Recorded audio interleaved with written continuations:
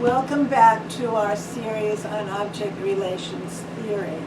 I'm Dr. Susan Kavaler-Adler, and I would like to speak to you today about existential guilt versus neurotic guilt, or spurious kind of falsely cognitively created guilt. First, I will say something about existential guilt and how it goes back to Melanie Klein's theory in grief and the depressive position. There are articles and books that I have related to this topic. In the American Journal of Psychoanalysis, there are 2 long articles I have about existential guilt as grief versus neurotic guilt, and then about how compassion and interiority and other authentic self-development evolves when one goes to the depressive position and can also experience existential guilt as grief. There's part 1 of that paper and part 2 of existential guilt versus neurotic. Well, actually, the title is Neurotic Guilt versus Existential Guilt as Grief, compassion, interiority, etc. So those 2 articles are out there in the literature. They will be in my volumes of selected papers on contract with international psychoanalytic books, which will be coming out one at a time of the volumes, at least 3 volumes of my selected papers. But I also have a book that you can get right now that is sold both through Routledge and through Amazon.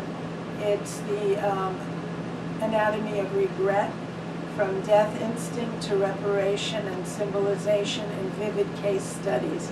This is a very clinical book, and the whole subject of existential guilt as being able to tolerate conscious regret is critical to every case in that book. And in the very beginning, I talk about how Melanie Klein was the first to talk about the mourning process not only as loss or bereavement, like Freud did in his 1917 paper on mourning and melancholy, but also mourning as including in the process aggression. When aggression and rage could be brought to a symbolic level in the depressive position, then aggression is part and parcel of the mourning process, along and getting to the grief affect of sadness, or back and forth between aggression and sadness, can all be part of the mourning process.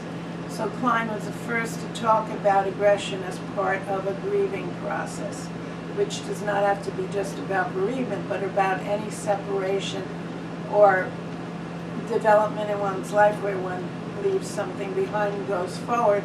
There's always loss, and so it's about separation loss. Bereavement loss is included, but also all kinds of loss are related to where you can have aggression within the process, and as opposed to inhibiting the process like Freud had in mourning and melancholia, where the melancholia couldn't grieve because the aggression was turned against the self and blocked the mourning process. Melanie Klein points out that when you can symbolize the aggression and contain it in symbolic language, which a psychoanalyst in an object relations framework particularly can help the patient do, when that can be contained in symbolic language, then aggression can be a part of the mourning process that leads to sadness and grief and back and forth with aggression, rather than towards the lost object, of course, rather than being inhibited or blocked by the aggression as a defensive dynamic turned in against the self, like in the melancholic that Freud describes. So existential guilt And this again goes back to Klein about the pain of hurting the one you love and consciously feeling that pain. Then one can mourn the destructiveness one creates in one relationship by one's aggression and hurting the one one loves. And that's existential grief, conscious feeling of regret. And that's why I wrote the book on anatomy of regret, which I say you can get today. The anatomy of regret is all about how people went through very primal and very necessary psychic change through being willing to consciously face their regrets rather than denying regrets. That Pilaf song on no regrets, that's the colloquial fantasy of not having any regrets, but in truth, as human beings, we always have regrets, and we can learn through our regrets. Even Oprah had a whole show on regrets once.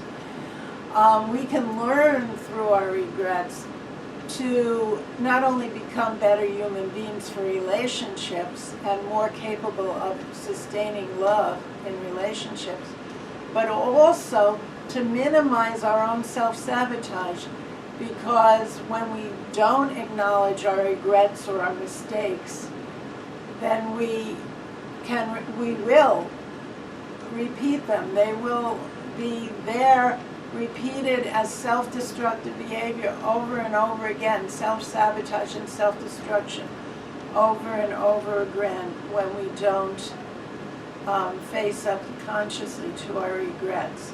So conscious regret is a learning process, and it's a very important, heartfelt feeling.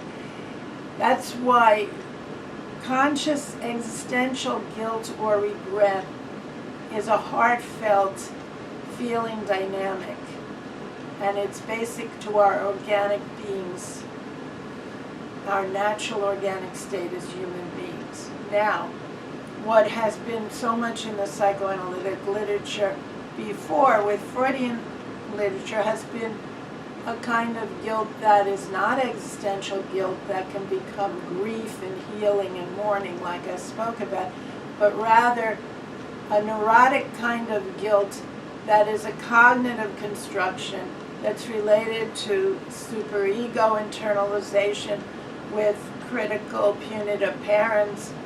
That can become, obviously, we internalize and we identify with our parents. As Freud said in Mourning and Melancholia, the shadow of the object falls upon the ego. The shadow of the parent's personality falls upon the child.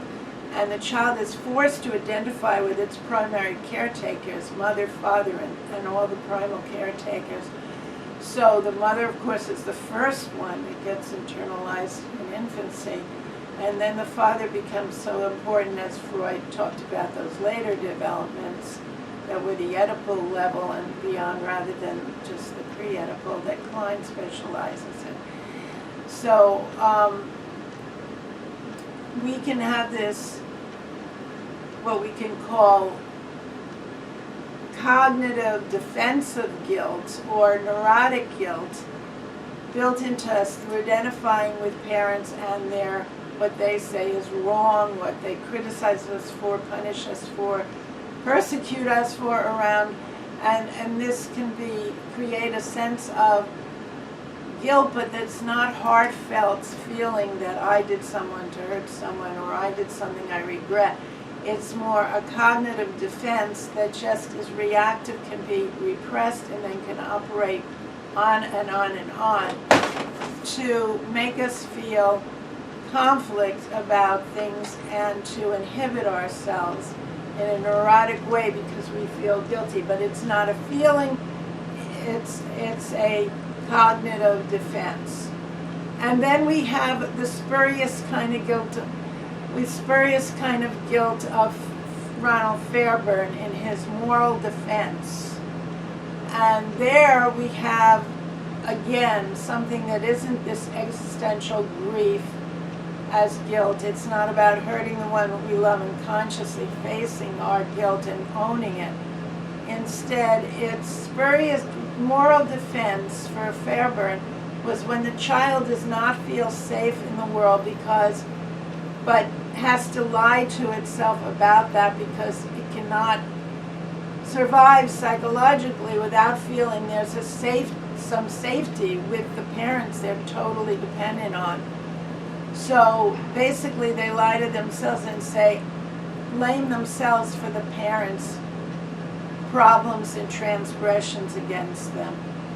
This kind of dynamic was so sensationally received in Seoul in South Korea when I spoke there in 2006.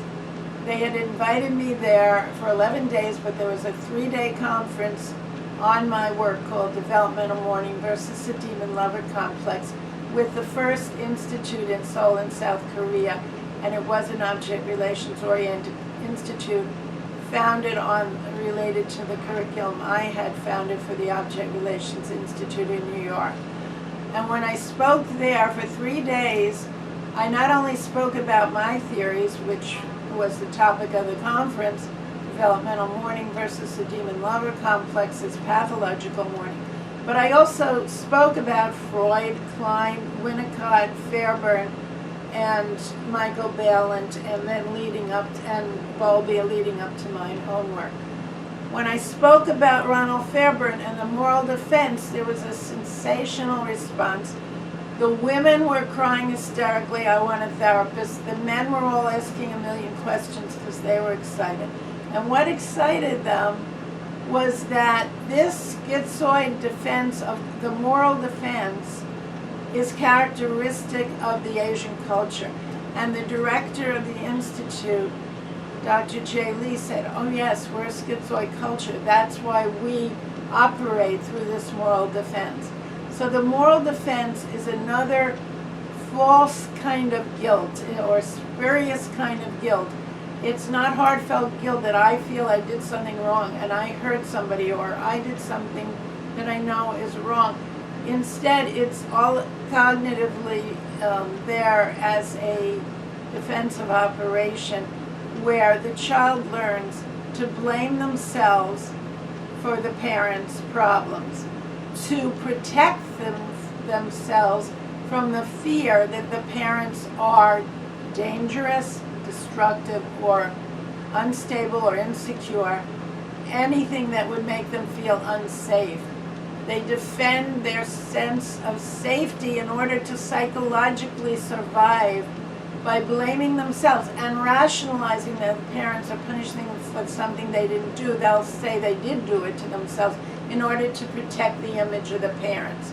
So the purpose of the defense is to protect the image of the parent so that the child feels safe.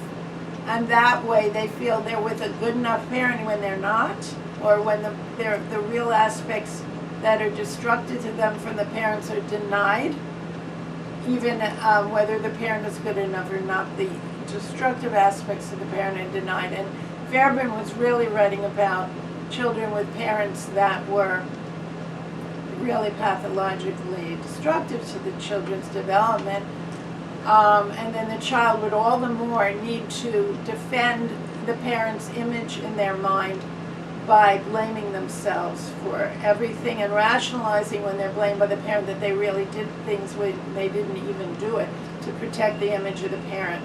Now Fairbairn uses the phrase, it's better to be Satan in a world ruled by God than God in a world ruled by Satan. He came from studying for the ministry. He never went to get his actual minister certificate, but he went through the training. So he talked in this language when he was writing about psychoanalysis, writing about schizoid personalities in his collected papers of 1952. And we have that volume today, which I've drawn on many times to teach about Ronald Fairbairn. And this moral defense is one of the most crucial and critical things that students respond to, just like the audience in Seoul in South Korea, which was 150 or 160 people, responded to so strongly when I spoke, because they were like recognizing this, like, oh yeah, like I've been punishing myself. I've been blaming myself for things that my parents did, and then they were all upset and agitated and excited about finding out about this. So that's a false kind of guilt in terms of our organic human being feeling states. It's not existential guilt. It's like the neurotic guilt. It's a cognitively defensive operation that we blame the self, but we're not really feeling in our hearts that we're guilty, like in existential guilt, which can become grief. When you have existential guilt, you can grieve the loss you created by your behavior, try to have reparation for your behavior. It's never total reparation. That would be like the idea of believing it's total would be like manic reparation in Klein's view. It's not, but it's authentic reparation, or what she called true reparation, and which led to Winnicott's idea of the true and false self, by the way. When you have true and false reparation in Melanie Klein, that true reparation is the heartfelt feeling of existential guilt as grief. And of course, I called on this for myself in order to write this book on anatomy of regret, because I, as a human being, worked with this and then saw it so much in my patients, so I wrote about all the cases there. And then I have one long case in those articles on Part 1 and Part 2 of neurotic guilt versus existential guilt in the American Journal of Psychoanalysis, I believe in the 1990s, or it might have been in the 2000s. But those papers will be in my selected paper volumes with International Psychoanalytic Books. Okay, it's been a pleasure to talk to you again today about such an important dynamic as what existential guilt is, true guilt versus neurotic or the spurious guilt of the moral defense. Difference between our hearts and cognitive defense operations. Thank you so much for joining me today. Dr. Susan Kavaler-Adler. Over and out. Okay.